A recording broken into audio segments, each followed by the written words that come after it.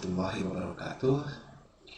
Para mahasiswa, mudah-mudahan kita semua dalam keadaan sehat dan bahagia meskipun dalam suasana penuh keprihatinan selama masa pandemi COVID-19 ini. Untuk video tutorial kali ini ya memang dibuat khusus untuk pembelajaran daring untuk mata kuliah perencanaan eksperimen. Dan tutorial ini akan dibuat secara serial yang mudah-mudahan saya bisa menyusunnya secara sistematis dari mulai materi yang relatif sederhana seperti yang untuk video tutorial yang ketiga ini. Materi yang akan dibahas pada video kali ini adalah tentang desain eksperimen dengan menggunakan satu faktor. Namun nanti dari satu faktor itu bisa menggunakan 2 level ataupun lebih dari 2 level. Dan dalam tutorial ini juga akan dilengkapi dengan bagaimana menggunakan statistik ataupun analisis data untuk pengujian hipotesisnya dengan menggunakan independent sample test serta one way ANOVA. Nah, 2 analisis statistiknya tentunya disesuaikan dengan desain eksperimen yang sudah kita tetapkan sebelumnya. Nah, untuk memberikan gambaran secara sekilas bagaimana desain eksperimen yang sederhana dengan satu faktor ini, nanti kita lihat tayangan berikut. Ya. Nah, jadi dalam konteks eksperimen seperti yang pernah dibahas sebelumnya bahwa penentuan faktor itu tentunya diawali dengan semacam studi literatur ataupun pemahaman pengetahuan yang terkait dengan eksperimen tersebut. Ini sesuai dengan siklus dari perencanaan eksperimen yang sebelum dilanjutkan ke langkah bagaimana kita melakukan eksperimen itu sendiri, itu harus diawali dengan tentunya dengan beberapa latar belakang riset eksperimen ini, sehingga nanti kita menjadi punya argumentasi atau dalam istilah metode ilmiah itu punya premis sehingga kenapa kita memilih faktor tersebut. Sebagai ilustrasi, jadi untuk contoh yang pertama ini kita menggunakan eksperimen dengan satu faktor dan dengan 2 taraf. Ya.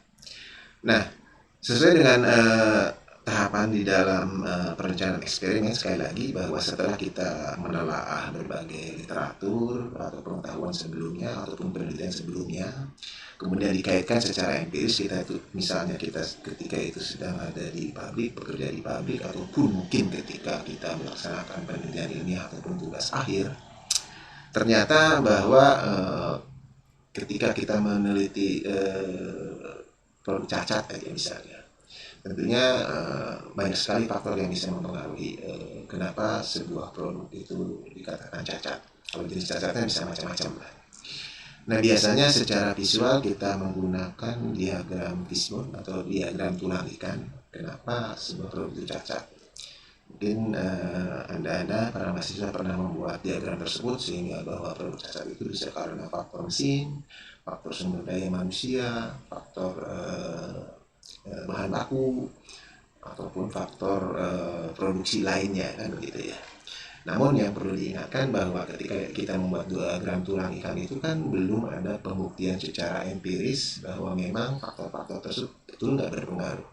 Nah, inilah peran dari eksperimen sehingga nanti ketika kita melakukan penelitian lebih jauh, maka kita akan mencoba menelusuri satu persatu faktor yang akan mempengaruhi produk yang cacat tersebut. Nah, untuk model yang pertama ini kita menggunakan rencana eksperimen yang sangat sederhana, yaitu dengan satu faktor. Tentunya setelah kita telaah, akhirnya memang kita coba membuat dugaan. Ya. Kalau istilah saya itu bahasa guyonnya itu melakukan fitnah. Gitu ya. Namun fitnah itu harus ada dasar. Nah, fitnah yang ada dasar itu ya secara ini disebut dengan hipotesis. Itu hanya untuk Untuk semacam untuk memudahkan pemahaman gitu ya. Jadi artinya hipotesis ini sekali lagi tidak ujuk-ujuk, harus didasari semacam tadi telah pustaka ataupun penelitian sebelumnya, ataupun ada yang mengatakan memang faktor mesin juga salah satu yang menjadi faktor penentu cacat atau tidaknya sebuah produk. Namun dalam konteks penelitian ilmiah yang dalam hal ini kita coba dengan eksperimen, pembuktian itu harus melalui tahapan-tahapan secara ilmiah. Salah satunya diawali dengan perumusan ataupun formulasi uji hipotesis. Nah, jadi di sini hipotesisnya adalah tidak ada perbedaan rata-rata persentase produk cacat antara mesin A dan mesin B. Atau pasangan dari hipotesis itu sering disebut dengan hipotesis alternatif, berarti pasangannya itu ada. Jadi kalau H0 itu tidak ada perbedaan, sedangkan H1-nya adalah ada perbedaan. Mana yang akhirnya berlaku nanti akan kita uji dengan pengumpulan data, baru nanti pengujian statistiknya, sehingga nanti akhirnya apakah memang ada perbedaan atau tidak ada perbedaan, dan itu sangat ditentukan oleh analisis statistik. Nah, untuk sebagai gambaran bagaimana faktor produksi untuk mesin ini mempengaruhi proses produksi, sekali lagi bahwa eksperimen itu kan terdiri dari independent variable yang dalam ini adalah satu faktor yaitu mesin, dan kemudian variabel respon atau dependent variable yang dalam ini adalah persentase produk cacat gitu ya. Dan juga perlu diulangi kembali bahwa dalam proses eksperimen itu selalu mengatakan bahwa faktor lainnya kan berpengaruh tetap, atau kita usahakan tidak ada pengaruh selain faktor mesin itu sendiri.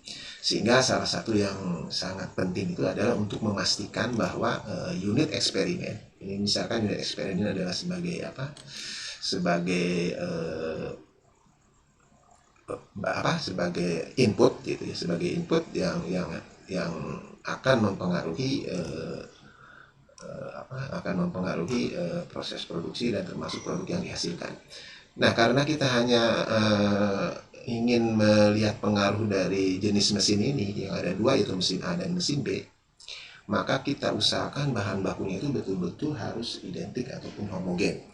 Bahkan kalau diperlukan ada penelitian pendahuluan untuk melihat karakteristik dari bahan baku ini sebagai unit percobaan, bisa kadar airnya ataupun komposisi kimiawi dari produk tersebut, sehingga dipastikan bahwa bahan baku yang akan kita treatment sesuai dengan desain eksperimen itu betul-betul homogen. Dan faktor lainnya juga perlu dipertimbangkan adalah bahwa seperti tadi yang saya katakan dengan diagram tulang ikan, kita tahu bahwa persentase produk cacat itu bisa juga karena faktor mesin, faktor operatornya, faktor bahan bakunya, faktor katakanlah kondisi prosesnya itu sendiri. Namun karena desain ini memang betul-betul hanya melihat pengaruh satu faktor yaitu mesin, maka faktor lainnya misalnya suhu, tekanan, waktu, atau parameter mesin dan proses lain itu diusahakan harus sama ya. Sehingga tujuan dari eksperimen dengan satu faktor ini ya betul-betul akan melihat pengaruh dari faktor tersebut terhadap persentase produk cacat.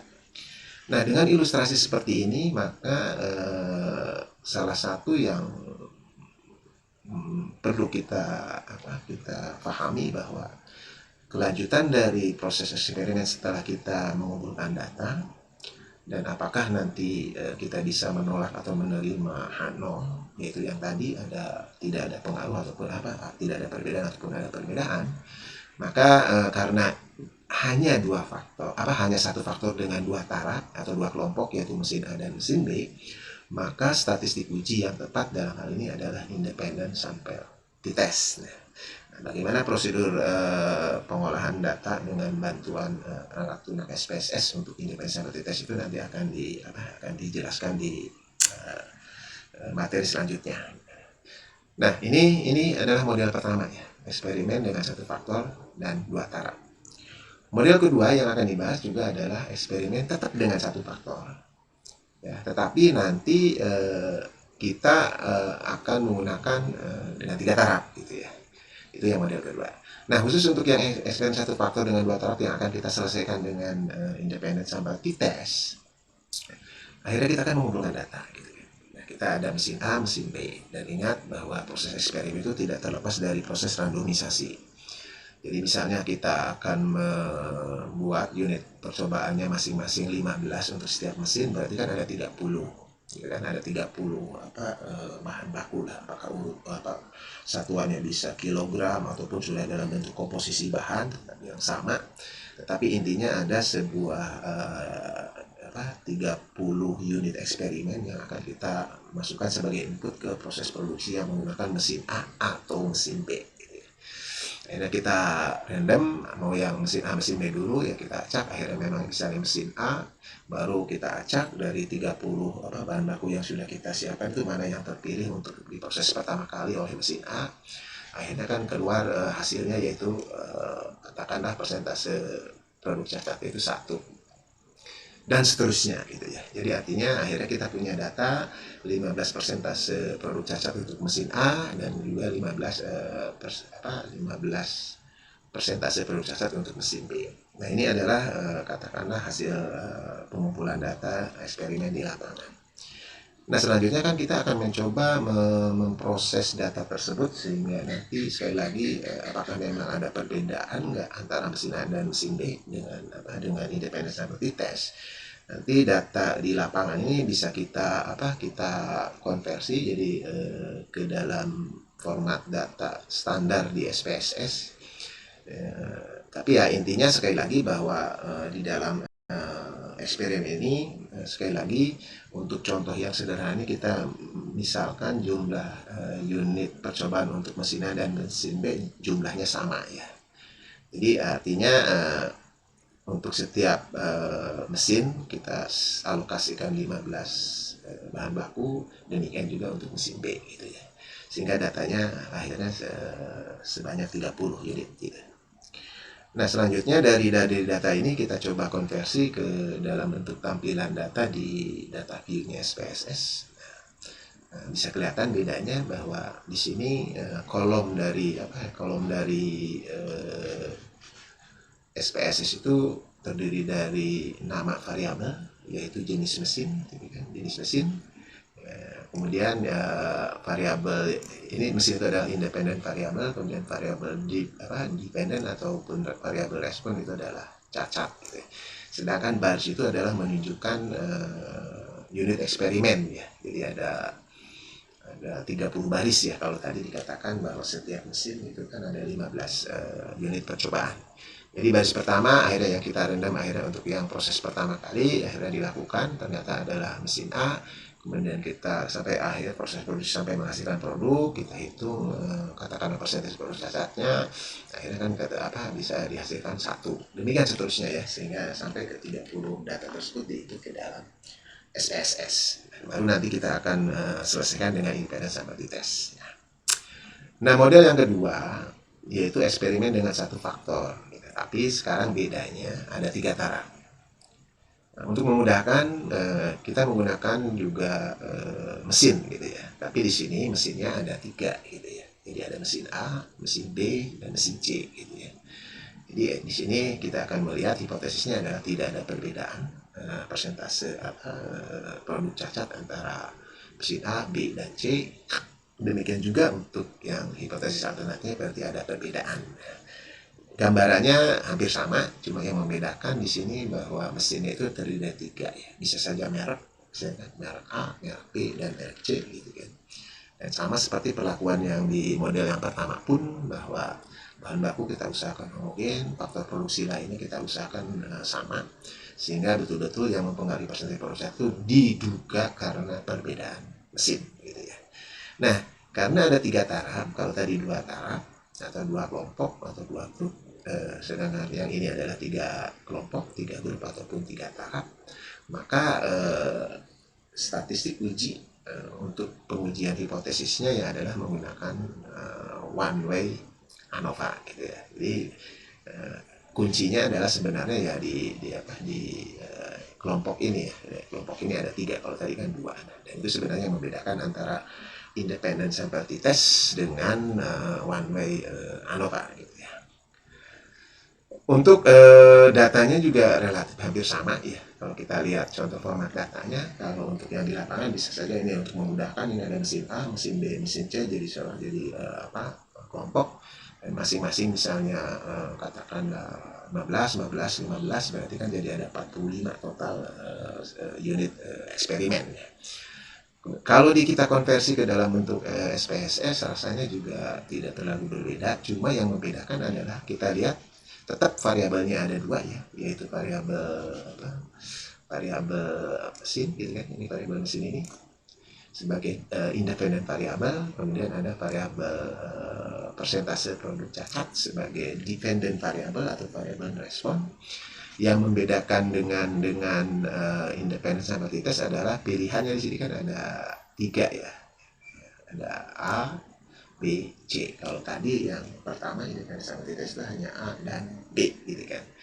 Nah ini gambaran bagaimana perbedaan antara independent sample test dengan one way ANOVA ya, yang memang digunakan untuk menguji hipotesis untuk desain eksperimen yang menggunakan satu faktor. Yang satu adalah dengan 2 taraf, sedangkan yang kedua adalah dengan 3 taraf gitu kan.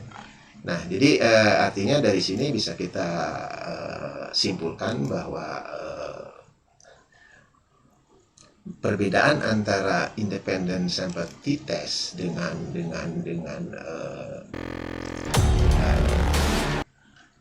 one way ANOVA adalah sama-sama menggunakan satu faktor, yaitu faktor mesin. Bedanya adalah untuk independent sample t-test itu menggunakan 2 faktor, yaitu mesin A dan mesin B. Sedangkan untuk yang one way ANOVA menggunakan 3 kelompok atau 3 faktor atau iterator, yaitu A, B, dan C. Nah, selanjutnya bagaimana kita mengolah independent sample t-test ataupun one way ANOVA itu akan disajikan dalam segmen berikut. Dari SPSS yang kalau dilihat sebenarnya ada 2 jendela ya. Kalau kita lihat di menu di bawah ini ada data view, kemudian ada variable view, dan ini yang jendela yang sedang aktif itu adalah variable view, yaitu untuk mendefinisikan variabel yang kita teliti ya. Sedangkan yang jendela yang kedua itu data view, yaitu tempat kita mengisi data. Namun karena variabelnya belum didefinisikan, maka kolom-kolomnya itu masih tertulis var, dan seterusnya ya. Jadi memang langkah pertama dalam SPSS tentunya adalah kita mendefinisikan variabel yang kita teliti. Dengan mengambil contoh dari independent sample t-test, kita tahu bahwa ada 2 variabel, yang satu yaitu independent variabel tipe mesin gitu, jenis mesin, sedangkan variabel yang kedua yaitu dependent variabel atau variabel respon, yaitu persentase produk cacat gitu ya. Jadi untuk lebih singkatnya kita coba langsung di input saja nama variabelnya, misalkan mesin gitu kan. Kemudian variabel kedua itu cacat gitu ya. Nah di sini untuk kolom-kolom yang lainnya sebenarnya adalah atribut dari masing-masing variabel, dari mulai tipenya gitu kan, dari lebar isi datanya, kemudian kalau ada desimal dan seterusnya. Kemudian di sini label, itu adalah nama lengkap dari variabel tersebut, misalnya kita katakan aja itu mesin gitu kan. Sedangkan yang variabel kedua kita tulis persentase produk cacat gitu ya. Kemudian untuk value, nah ini biasanya sebenarnya kan mesin itu tidak betul-betul numerik ya, ini kan hanya pengkategorian, yaitu mesin A dan mesin B. Sehingga biasanya value ini digunakan untuk coding, untuk memudahkan pengelompokan, termasuk untuk kemudahan dalam input data ya. Jadi kalau satu itu artinya adalah mesin A, misalnya kita add, 2 itu kita artikan mesin B gitu kan, kita add gitu kan, baru oke gitu kan. Nanti sebenarnya efeknya adalah nanti ketika kita udah masuk ke data view akan kelihatan bahwa memang kita bisa memilih ada 2 pilihan, mesin A, mesin B gitu kan. Jadi ini untuk coding dalam konteks untuk kemudahan input data gitu ya. Dan missing adalah data yang hilang. Kadang-kadang dalam survei itu memang, atau dalam eksperimen itu ada data yang hilang dan sebagainya, tetapi rasanya kita skip saja. Kolom juga sama, ini adalah lebar dari kolom dari tampilan di format data. Kemudian ini rata kiri, rata kanan, dan seterusnya untuk tampilan di input data. Nah, yang penting ini ada skala pengukurannya. Kalau kita review kembali mata kuliah statistik, kita mengenal sebenarnya ada 4 jenis skala pengukuran, yaitu nominal, misalnya jenis kelamin gitu kan. Nominal itu kan jadi pengelompokan. Ya, mesin ini pun bisa dikatakan pengelompokan nominal ya. Gitu. Kemudian ada ordinal, jadi ada tingkatan, misalnya tingkat pendidikan, SD, SMP, SMA, dan seterusnya. Atau misalnya tingkatan di manajemen, ada lower management, middle management, ataupun top management gitu. Itu ordinal. Nah, biasanya seperti di materi yang sebelumnya, yang nominal ordinal itu disebut kategorikal gitu ya. Kategorikal. Sedangkan dua skala pengukuran yang lainnya itu adalah interval dan rasio, itu biasanya metrik. Jadi artinya kalau dalam praktek pengumpulan data tentunya diisi gitu ya. Kalau tadi jenis mesin kan tinggal ada pilihannya tipe A, tipe B ukurannya. Kalau di dalam skala interval atau rasio disebut dengan matriks, itu nanti kita input datanya gitu ya. Nah, jadi untuk mesin sekali lagi itu adalah nominal. Nah, ini untuk di skala di SPSS sebenarnya yang nominal ordinal memang tersendiri. Ini nanti ada kaitannya dengan statistik uji yang lain ya, untuk nominal gimana, untuk ordinal gimana. Tapi sekali lagi dua-duanya nominal ordinal itu adalah kategorikal, sedangkan yang sifatnya metrik yang kontinu ininya apa, datanya, kisaran datanya itu disatukan menjadi scale gitu ya. Jadi untuk scale itu adalah cacat kan kita bisa menginput 1%, 1,5%, 1,25, 1,75. Jadi artinya kan memang metrik ataupun kontinu. Nah, berarti proses penginputan data sudah selesai dan kita lihat kita udah bisa mulai mengisi data. Nah, ini kelihatan bahwa dua kolom pertama sudah terisi, nama variabelnya itu mesin dan cacat. Jadi baru nanti kita bisa input sesuai dengan data yang ada di pengukuran di lapangan, misalnya mesin A, kemudian nanti di 2% gitu kan. Dan tadi di setnya 2 desimal, jadi muncul seperti ini. Kemudian ternyata yang keduanya bisa aja tetap mesin A. Ini sekali lagi tergantung proses randomisasi ya, dalam urutan ketika kita melakukan pengambilan data ya. Dan ini bisa misalnya 2,25 misalnya kan itu ya. Dan seterusnya ya. Jadi kita bisa milih B dan seterusnya, sehingga sebanyak unit eksperimen ya. Kalau dalam contoh independent sample t-test itu ada sampai ke 30 ya, ada 30 data ya. Nah, itu sekilas mereview kembali cara mengisi data. Nah, andai kan sekarang kita mau langsung menguji data yang akan diselesaikan uji hipotesisnya dengan independent sample t-test. Saya sudah menyiapkan contoh datanya ya, jadi kita gunakan data yang sudah lengkap. Kita lihat disimpan di mana.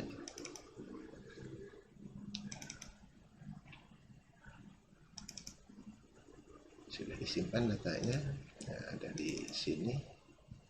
Nah, ini ada independent sample t-test ya.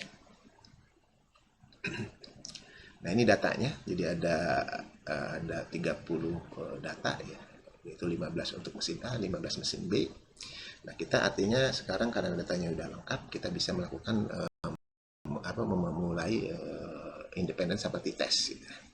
Nah, tentunya sebelum kita melakukan analisis independent sample t-test ya, untuk sekedar mengingat kembali bahwa independent sample t-test itu kan memang salah satu uji parametrik ya, yang tentunya ada asumsi datanya ya. Tapi sekali lagi ini hanya untuk sekilas dulu.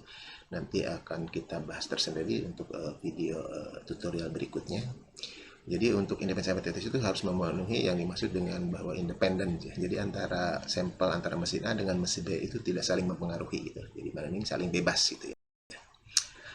Saya kasih ilustrasi seperti apa sih sampel yang tidak bebas itu. Misalkan begini, dalam proses urutannya di proses produksi misalkan ya, ternyata urutannya harus masuk ke mesin A dulu baru ke mesin B gitu ya. Jadi ketika masuk unit percobaan input bahan baku ke mesin A, setelah itu selesai baru masuk mesin B. Nah, ini artinya hasil untuk mesin B itu ya, itu dipengaruhi oleh mesin A gitu ya. Nah, itu berarti itu tidak saling bebas, tidak independen. Nah, kalau memang proses produksinya seperti itu, nanti ada desainer sendiri yang dimaksud dengan repeated sample, ataupun yang hampir sama dengan seperti post test dan pre-test ya. Nah, jadi artinya karena ini independen, artinya ya proses produksi kalau kita menggunakan mesin A, kalau atau mesin B, jadi tidak dua-duanya dalam satu proses produksi digunakan. Jadi pilihannya A atau B gitu ya. Nah, itu sedikit gambaran yang dimaksud dengan asumsi independen. Sedangkan dua asumsi berikutnya itu harus diuji sebenarnya secara statistik, yaitu datanya harus normal. Jadi memang ya itulah ciri khas uji parametrik ya. Kemudian yang ketiga, uji homogen. Homogen itu artinya variansi ataupun keragaman antara sampel A dengan sampel B itu sama gitu ya. Standar deviasi dan seterusnya. Mungkin seperti yang pernah direview atau dipelajari dalam mata kuliah statistik gitu ya. Nah, khusus untuk uji asumsi sekali lagi nanti akan kita bahas tersendiri gitu ya. Jadi sekarang data ini memang betul-betul memang independen karena memang mesin A atau mesin B dan tidak saling mempengaruhi hasil antara mesin A dan mesin B. Kemudian juga kita katakan saja bahwa untuk yang data ini sudah normal dan juga homogen ya. Walaupun nanti untuk lebih lengkap seharusnya adalah kita uji secara statistik juga ya, normalitas maupun homogenitas. Jadi kita langsung saja dengan analisis independent sympathy test. Jadi ada di menu analyze, kemudian ada compare nih, artinya kita membandingkan rata-rata antara kelompok A dan kelompok B. Kemudian ada sub menu lagi yaitu independent sympathy test gitu ya. Jadi kita klik, nanti kita lihat produk cacat. Ini di sebelah kiri itu adalah variabel yang sudah kita definisikan, yaitu tipe mesin dan produk cacat. Nanti yang produk cacat kita masukkan ke kolom yang sebelah kanan atas, itu tes variabel gitu kan. Sedangkan untuk yang tipe mesin kita masuk ke grouping variabel, jadi variabel yang memang kelompok. Nanti define grupnya, jadi diklik define group. Kita tahu tadi di definisi variabel ada grup 1 yaitu mesin A dan juga grup 2 yaitu mesin B. Oke, kita continue. Nah, kita langsung saja ada beberapa tombol lagi ya yang bisa dilihat, tapi rasanya kita abaikan dulu aja. Yang penting bagaimana kita proses keseluruhan sampai nanti bagaimana menguji hipotesis berdasarkan data yang sudah kita kumpulkan. Oke, kalau begitu kita langsung oke kan, kita eksekusi. Nah, di SPS itu nanti untuk outputnya itu pakai Windows tersendiri. Jadi ini data gitu kan. Ini data. Sedangkan kalau untuk output ada jendela tersendiri atau Windows tersendiri sehingga nanti bisa disimpan, sebenarnya bisa disimpan. Tapi itu nanti lain kali saja. Sekarang kita bagaimana membaca hasil dari independent sympathy test gitu ya. Di sini ada statistik deskriptifnya dulu bahwa ternyata produk cacat yang dihasilkan dari mesin A itu rata-ratanya 4,6, sedangkan oleh mesin B itu rata-ratanya 3,3. Memang secara statistik deskriptif sudah kelihatan bahwa B itu menghasilkan produk cacat yang lebih kecil gitu ya. Namun di dalam analisis statistik inferensial, walaupun secara deskriptif berbeda, tetap harus dilakukan uji. Dilakukan uji apakah memang perbedaan tersebut signifikan atau tidak gitu kan. Nah, sehingga independent sympathy test itu memberikan output bagaimana menguji hipotesis. Nah, perlu diketahui dulu bahwa outputnya ini ternyata ada uji F gitu ya, dan ada uji T ya, yang sebelah sini uji T. Nah, uji F ini sebenarnya adalah untuk melihat homogenitas ya. Tadi seperti katakan salah satu asumsi dari independent sampel itu kan sampelnya harus homogen ya. Nah, untuk ini adalah uji F atau Levene test gitu kan, untuk kesamaan varians ya. Keragaman lah, variansi itu kan keragaman. Nah, terlihat bahwa memang untuk produk cacat ini asumsinya variasi kedua sampel itu sama, itu ternyata bisa dilihat dari uji F-nya gitu kan. Nah, cara mengambil kesimpulannya ini bukan hipotesis ya, sekali lagi ini hanya untuk menguji sampel itu homogen atau tidak. Ternyata signifikansinya 0,704. Nah, ini lebih besar dari 0,05. Jadi artinya betul bahwa dua sampel itu adalah homogen. Namun tolong hati-hati cara perbedaan membaca antara uji homogenitas dengan ini uji hipotesis. Kalau di atas 0,05 itu adalah artinya homogen, gitu kan, tidak ada perbedaan. Namun untuk menguji hipotesis apakah ada perbedaan rata-rata mesin A mesin B, maka menggunakan kolom yang uji T ini. Gitu ya.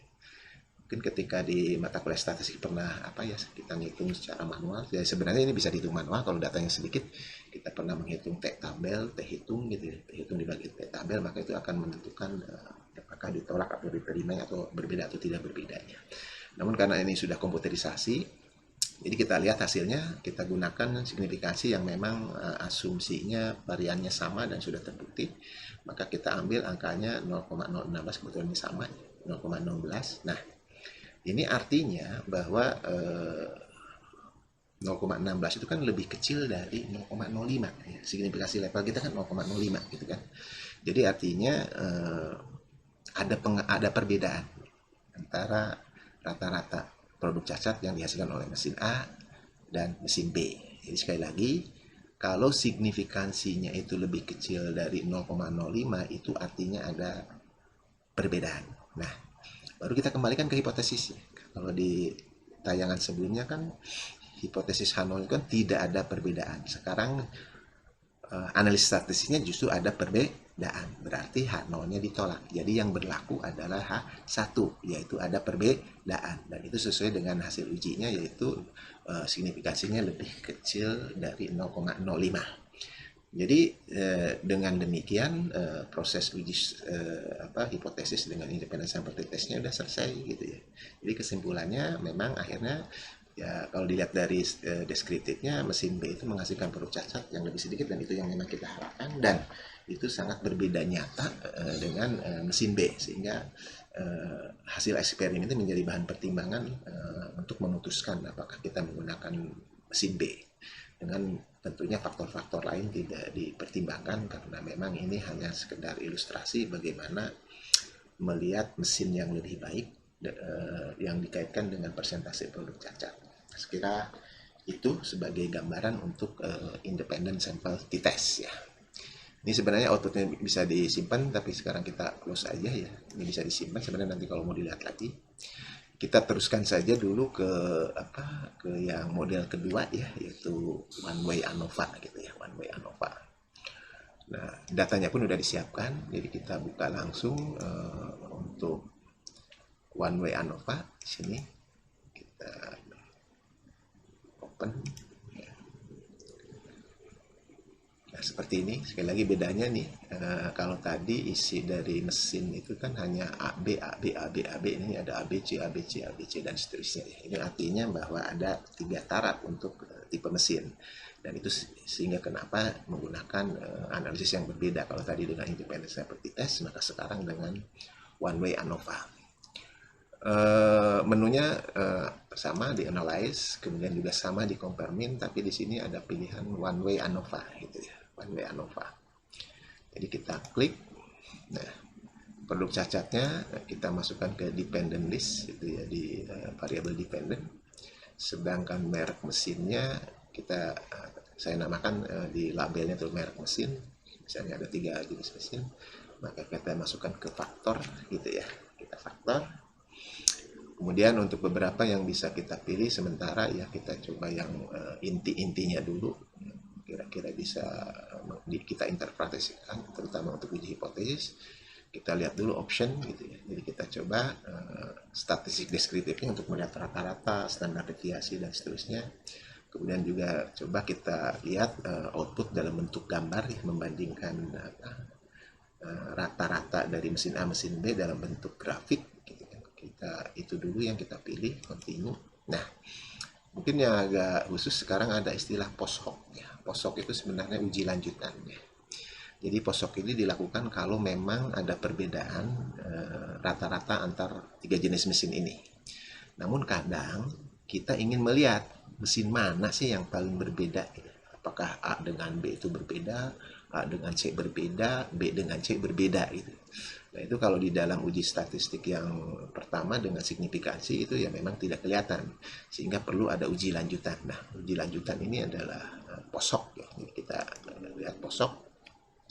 Nah, sementara juga kita pending dulu pemahaman tentang berbagai jenis statistik untuk post hoc ini ya, karena ini ada fungsinya masing-masing, tergantung secara umum apakah variansinya sama atau variansinya tidak sama yang tadi diuji homogenitas.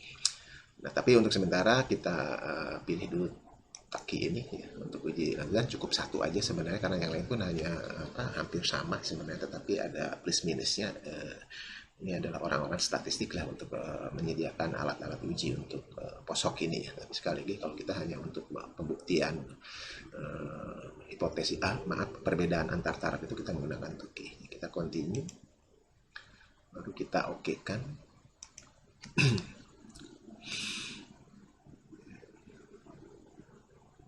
Nah, kelihatan ya, bahwa di sini untuk deskriptifnya mesin A jumlah sampelnya 15, rata-ratanya 2, standar deviasi 0,35 dan seterusnya. Ini adalah statistik deskriptif. Mesin B ada 15 unit percobaan, rata-rata 3,8 dalam standar dan seterusnya lah. Kalau dilihat dari sini kelihatan bahwa memang mesin A menghasilkan persentase produk cacat yang paling kecil, baru disusul yang C, baru kemudian B yang paling rata-ratanya paling besar ya. Tapi sekali lagi perbedaan secara deskriptif ini tetap harus diuji, dan nama ujinya itu kalau one way ANOVA itu memang ada tabel ANOVA gitu. Nah, ciri khasnya nanti memang ANOVA itu menggunakan uji F ya. Kalau tadi kan independent sample test kan pakai uji T ya. Nah, kelihatan sama kesimpulannya, ternyata signifikansinya itu lebih kecil dari 0,05, berarti kesimpulannya ada perbedaan persentase produk cacat yang dihasilkan oleh mesin A, mesin B, dan mesin C gitu kan. Jadi memang itu artinya hipotesis H0-nya ditolak, dan yang berlaku berarti hipotesis alternatif, yaitu ada perbedaan rata-rata persentase produk cacat antara mesin A, mesin B, dan mesin C gitu. Nah, tadi sempat kita memilih posok ya, artinya uji lanjutan. Ya kita belum tahu gitu, yang apakah perbedaan itu antara A dengan B, A dengan C, atau B dengan C itu nyata enggak, signifikan enggak perbedaannya. Nah itu fungsi dari posok ya. Jadi kita lihat hasilnya. Nah kelihatan ya, merek mesin A dibandingkan dengan B ternyata signifikansinya di bawah 0,05, berarti perbedaan antara A dan B sangat signifikan. A dengan C juga sangat signifikan. B dengan A ini kebalikan sih ya. B dengan A dengan AB sama gitu ya. Bolak-balik B dengan A juga signifikan. Nah, kelihatan kalau B dengan C itu signifikansinya 0,541. Itu kan di atas 0,05. Ini artinya berarti tidak signifikan. Jadi B dengan C itu tidak signifikan rata-ratanya gitu kan. Dan seterusnya. Ini kan kebalikannya, CA tidak signifikan. CB ya sama dengan BC kan gitu kan, 0,541. Nah jadi itu fungsi dari posok gitu. Jadi sekarang sampai menelaah lebih jauh bagaimana perbedaan antar kelompok gitu. Namun sekali lagi uji lanjutan atau uji posok itu bisa dipakai kalau hasil uji yang pertama tadi memang ada perbedaan yang signifikan. Jadi secara umum dulu di tingkat faktornya bahwa ada perbedaan antar mesin. Nah sekarang mesin mana saja perbedaannya nyata atau tidak nyatanya itu dilakukan melalui posok. Nah tadi kita juga sempat memilih salah satu fiturnya, yaitu untuk grafik rata-rata. Bisa kelihatan nanti di sini nih kelihatan. Jadi secara visual kelihatan ini ada mesin A, mesin B gitu ya. Mesin A, mesin B. Sini mesin A rata-ratanya tadi 2, kemudian melonjak kalau mesin B, kemudian mesin C agak turun sedikit. Nah, sebenarnya secara visual pun kelihatan bahwa memang mesin A itu cukup jauh ya, sehingga kenapa secara visual pun memang bisa kelihatan bahwa A itu sangat berbeda nyata ya. Tapi sekali lagi tetap harus dibuktikan, bukan hanya dilihat dari gambar saja, tetap harus diuji yang sebelumnya, yaitu yang uji uji signifikansi F-nya, uji F-nya sama uji posoknya gitu ya. Ini hanya sekedar untuk memberikan gambaran bahwa memang seperti ini perbandingan antara rata-rata antara mesin A, mesin B, dan mesin C. Jadi dari sini artinya hasil akhirnya dari one way ANOVA itu adalah memang ada perbedaan antara mesin A, mesin B, dan mesin C. Sedangkan yang paling kecil itu adalah A, dan A itu adalah berbeda nyata, berbeda sangat signifikan dengan B dan C. Sehingga kalau memang kita harapannya menghasilkan produk yang persentase produk cacatnya itu relatif sedikit, maka kalau dengan mempertimbangkan hasil eksperimen ini, tentunya kita akan memilih mesin A ya, dengan hanya pertimbangan hasil eksperimen. Kenapa demikian? Karena dalam prakteknya tentunya kan kita melihat harganya juga ya, melihat performance atau masa pakai dan seterusnya. Saya kira itu gambaran dari hasil one way ANOVA ya. Sehingga mudah-mudahan alat bantu SPS ini sekali lagi bisa menjadi alat bantu yang sangat powerful kalau nanti mengolah data hasil eksperimen untuk katakanlah untuk tugas akhir atau skripsi. Namun sekali lagi ya tidak hanya SPSS ya, untuk perangkat lunak bisa pakai Minitab, ada SAS dan seterusnya, ataupun yang open source itu adalah ada aplikasi R, ya, ada R gitu ya. Jadi itu sekali lagi bagaimana independence hypothesis test dan one way ANOVA kita selesaikan uji hipotesisnya dengan bantuan perangkat lunak statistik SPSS.